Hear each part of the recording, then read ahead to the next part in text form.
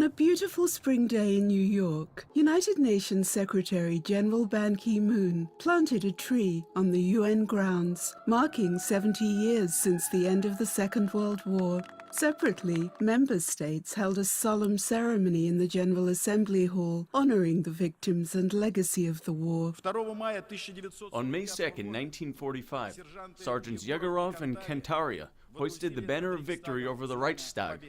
The victory that would not have been possible without the heroism of the participants of many other battles, large and small, without courage and fortitude of defenders and residents of besieged Leningrad, without heroic struggle of partisans in the occupied territories, without self-sacrifice and hard work of those who forged the victory at the home front.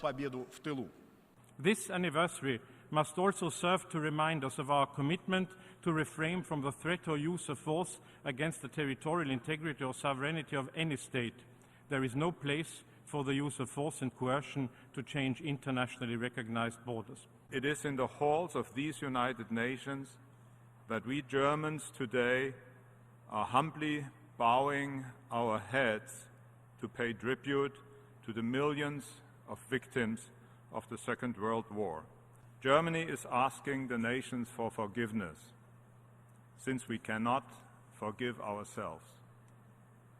The crimes of the National Socialist regimes are without parallel.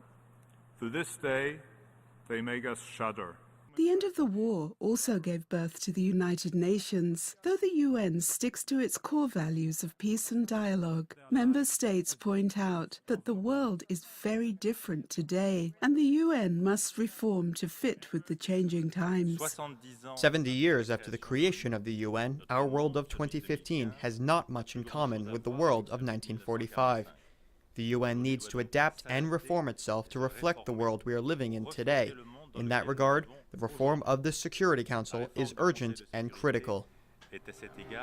South News, New York.